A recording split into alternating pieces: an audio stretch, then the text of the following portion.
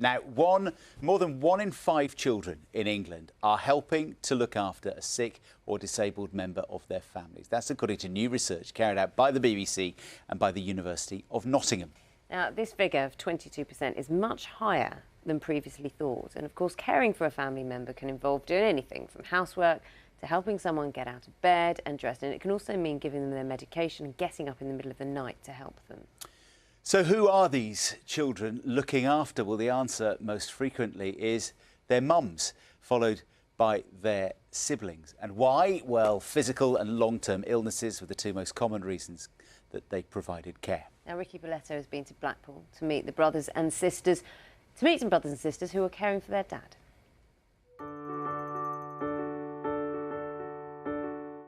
At the top we've got our mum and dad. Then we've got Anna, she's the oldest and helps cook sometimes with Abby, which is the second oldest. Third oldest is Ellen, which shares a room with me. The fourth oldest is Owen, and he's got his own room. And then I'm the youngest. Poppy is 9 years old. She's a young carer. Along with her brother and sisters, they look after their dad. I can put his slippers on when he needs them, or I could take his pills up and help Mum organise them. And what's it like looking after Dad? Sometimes it can be a bit upsetting because he can be sick sometimes. Andrew is unable to walk. He's awaiting surgery on his back and now suffers from extreme anxiety, which has left him bedbound. His partner Tina gave up work to look after him, but she says she can't do it alone. If it was just me and Andrew, probably really hard. Because then I don't have anybody that I can rely on to help me, really. For Tina and the whole family, some days are really tough. I'm sorry. Before and after school, the children cook and clean. There's little time for anything else. I have to help the kids with the homework and read books and make their dinner, because I'm just used to doing it now, but sometimes it is like a bit hard. It's also hard for the youngest member of the family.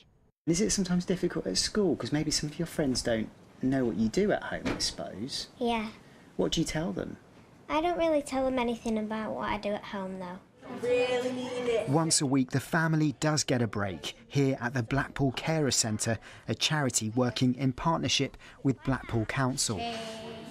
In the last 5 years, new legislation was brought in, giving more rights to young carers in England. And all over the UK, children are now legally entitled to help from their local council.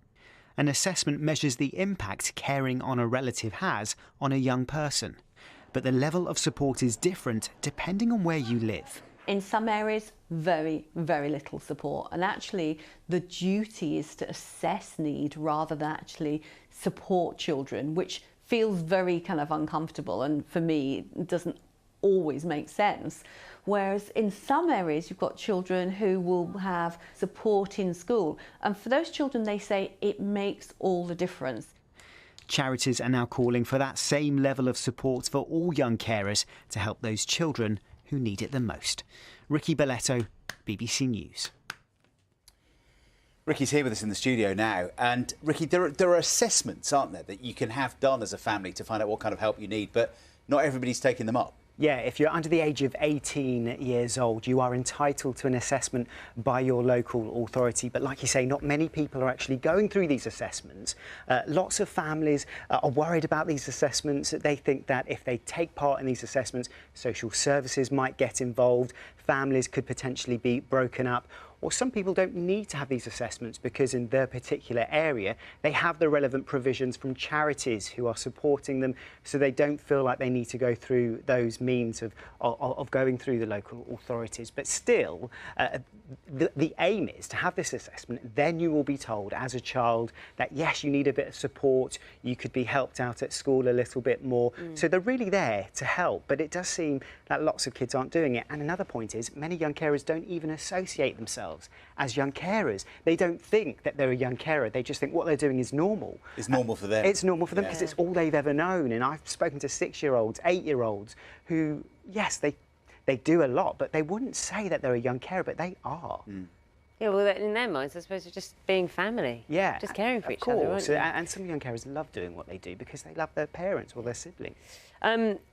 I was really surprised by these numbers. 1 in 5 young people are carers. And what are authorities saying about this? Well, we got in touch with the local government association. They told Breakfast that they work really hard to make sure that people get what they need, these young carers. But Children's Services are facing a £3 billion funding gap by 2025, and some of the services to be cut first by local authorities will be the ones that affect young carers. So that's the real problem. And we know that some local authorities have got rid of funding for young carers altogether and their services. So a lot of charities are having to pick up the slack.